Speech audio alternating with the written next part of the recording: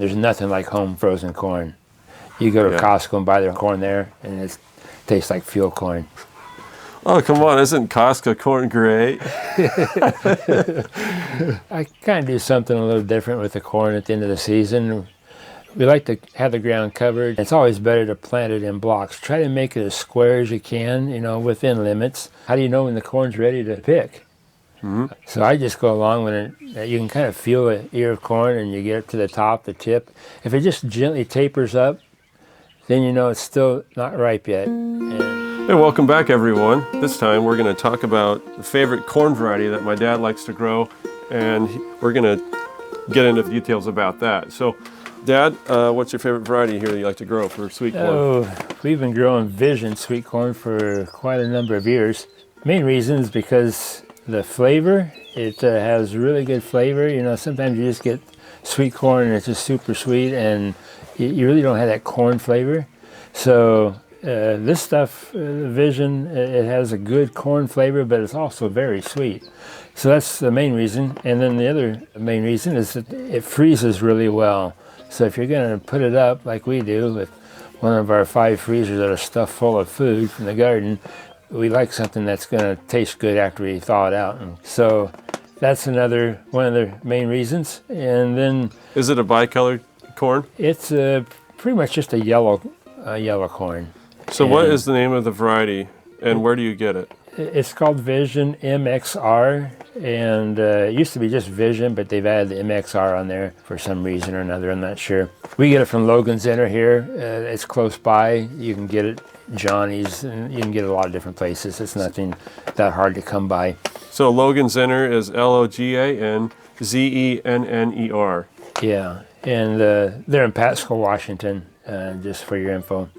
And you can order from them. And they're more of a commercial outfit. They do sell smaller packages to retail, but mostly it's commercial that their business is centered around. So you were saying something about the production of it. Could you tell us more about the tip fill? And that's another reason. The tip fill is good on it. It goes right up to the very tip. It has good tip fill. It has good coverage. The ears are covered with the flags, so you don't get birds coming in and eating, seeing the little corn showing up on the tip, and they start going after it. So you need a good cover on it, and this has good cover. And it's been a good hardy corn. It likes a lot of heat like all corn does, and you can really pour the nitrogen to it because you really can't overdo nitrogen on corn. It can take a lot. So don't worry about putting nitrogen on it. You can put a lot on there, chicken manure, whatever you got. It'll work good, and almost the more the better. Well, that's great to know some of the soil details. Could you tell us when is the best optimum time to plant it? Just when the soil warms up. You don't want to plant corn when it's got cold soil. This is supposed to have good cold soil vigor to it, but you're better off just waiting. Don't get so antsy and get it out there and then it just kind of sits there, or else it sits in the ground too long before it comes up and the little worms and bugs get to it and eat out the corn, and then you've got to replant it anyway. So you must just wait a little bit and get it in when it's a little warmer. How far apart do you like to space the seeds? Well, I plant the seeds about 9 to 10 inches apart on either side of the drip tape. We use drip tape here. You've probably seen in other videos the drip tape layout on the corn, and I kind of showed at that time how to space them. So yeah, you can just refer back to that video if you need to see how it's done. I usually double plant 2 seeds in each spot, and that way I make sure I got a 100% stand, and it's not just, you don't have empty spaces. So if I get 2 kernels coming up in one place, then I just chop off one. When they get about 9 inches, 12 inches tall, I go through and just remove one. Don't pull it up because you'll disturb the roots. You want to just chop it off with a pair of scissors or something like that. And when you're done, the season is over, you just want to chop the corn stalk off and leave the root in the ground. Yeah, I kind of do something a little different with the corn at the end of the season. We like to have the ground covered, so sometimes I'll just get the weed whacker and put a blade in it, and I'll just start at the top of the stalk and just work my way down about every 6 inches, just whacking it down. And that cuts it all up and leaves you a good cover on the ground for the winter time. And then other times we have the cow and he needs food, so I'll cut it off and feed it to the cow. But don't yank the roots, as we outlined Yeah. in one of the other videos, because it disturbs the mycorrhizal networks underneath Yeah. and surrounding the root is feeding the root, so that next year when you plant it, that old network will start nourishing the new corn plant and give it a kind of a turbo boost to help it get going. So you don't want to disturb that soil. Yeah, that's a good idea. Just to cut it off and don't pull it out. Could you tell us what type of soil? You said it's fine to put a lot of nitrogen on it, fertilizer. Can you tell us what kind of soil you like to have? Is it kind of a light soil, a well-draining soil, heavy clay soil? What would you? Well, here we have sandy loam, so you don't have a whole lot of choice. If you're down in Tennessee, like we were just down there, they got clay and it's sticky and gooey and it's awful. So it's a challenge. But even on those places, you can still grow great corn. You just have to put something on top and maybe some compost and, over a few years, build it up. But you don't really want to have hard-packed soil for anything. Yeah, I think that's really useful information. Oh, and then another thing, as far as timing, as far as how do you know when the corn's ready to pick?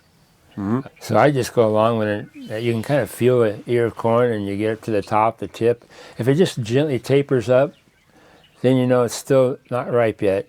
And then, but if you wait a few more days and it kind of goes to more of a dome shape instead of just a point, then you know that it's getting ripe. And then if you really question it, just peel back the husk a little bit and poke your thumbnail in it. And if you see kind of a milky juice come out of the kernel, you're good to go. And you don't want to wait too long because then it starts tasting like field corn. If you wait too long, it gets real starchy and it's not any good. And if you get too early, then it doesn't have near the corn flavor. So you want to have it, just right. And that's a good way to tell. Another thing we might talk about is just the way you plant it, as far as, is it better to plant it along skinny row of corn or is it better to plant it in blocks? And it's always better to plant it in blocks. Try to make it as square as you can, within limits. Because it's got to pollinate, and the pollen's on top on the tassel, and it's got to fall down and get the tassels on the corn, the silk. And if you just put it in a long skinny row and you got a windy day when it's starting to drop the pollen, then it's missing all the tassels and it's not pollinating your corn. So you want to put it in a block as much as you can. Make it as square as you can. That way you have a better chance of good pollination and good tip fill, full ears of corn. So that's another little tip on how to configure your corn planting. And it helps support the corn too. If you're in a high wind area, if you just have it in a row, it tends to fall over, and it helps to have a block. Yeah. Makes it more stable. And especially if you water it, you happen to make a mistake and water it really heavy one time, and then wind comes up, and then you're out there picking up the corn, trying to get the stem back up, and that's no fun. So kind of time your watering to where you're not doing it too heavy before the wind comes. Watch your weather. Yeah, so you don't like to till the soil. Never. No-till is the way to go. People say, oh, well, how do it gets hard and packed. Well, no, it doesn't. It really gets softer. The more no-till you do, the softer it gets, the nicer it gets. So just take our word for it, do no-till, and you'll find that it's a far better way, and you don't have near the weed problems. Because when you're tilling, you're just tilling up all those old weed seeds that have been dormant in the soil, and you're just fighting it constantly. But once you leave it no-till, and especially with our system with the drip tapes, you're not watering everything, and so it really cuts down on the weeding and really helps make gardening so much more easy and more pleasant. I love to go out in the garden and weed whatever, because just a few weeds, and it's not a big, terrible task. But keep the soil covered if you can with mulch. Yeah. Especially during the cold months and the dry times. It's nice to keep it always covered. Keep it covered if you can. It saves a lot on weeding, and it helps the soil to grow and the biology to grow, and it helps fluff it eventually. It makes it more of a lighter soil, feeds it. So. And another tip on the weeding, most people have a hard time. They wait too long. They go out and they've got these weeds that are 6 inches tall or a foot tall, and it's a big job, and that's no fun because they're hard to pull out or hard to chop off. And don't wait that long. Just get them when they're like a half-inch tall or an inch tall. Get them out of there, and you'll save yourself a ton of work. Just stay right on top of the weeding.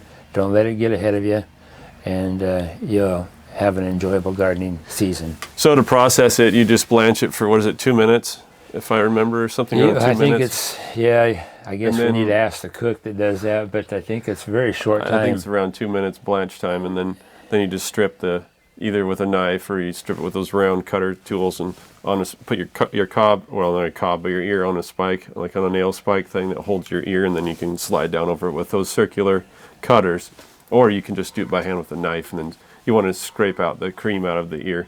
I'm sure most of you guys already know that, and girls. That's how we put it up, and then we just put it in the freezer, little freezer bags, and put it in the freezers. Yeah, the thing we use, like you said, put it on we have a little stand, a stainless steel stand that we sit inside of a cookie tray, a stainless steel cookie tray, and that stand keeps the base of the corn cob off of the tray. And so when you slide that cutter down on the thing with 2 hands, you're not knocking your knuckles on the pan all the time. So it keeps you from banging your knuckles all the time, because you do a lot of this, it gets tiring. But so if you use a little stand with a little nail sticking out of it, that you just poke the cob on it, it'll zoom like that, put it down, it's done, and strip it out with a knife, and bag it up and put it in the freezer. Very fast, easy to do. Yeah. And there's nothing like home frozen corn. You go to Costco and buy their corn there, and it tastes like field corn. Oh, come on, isn't Costco corn great? Well, we're spoiled. Yeah. So give it a shot. Try this kind of variety of corn. We grow it as well in our garden. I'm sure you guys will be happy with the results that you get. Logan Zenner has pretty good seeds that they supply. It's pretty good germination rate. Yeah. So good. Anyways, I hope you all enjoyed that video. If you have any questions or comments, leave us a comment down in the section below. Give us a thumbs up, and don't forget to subscribe. I see a lot of you are not even subscribed yet, so do us a favor and give us a subscribe. So that really helps the channel take off, helps us get more videos out here. We'll see you again the next time. And remember, Jesus loves you.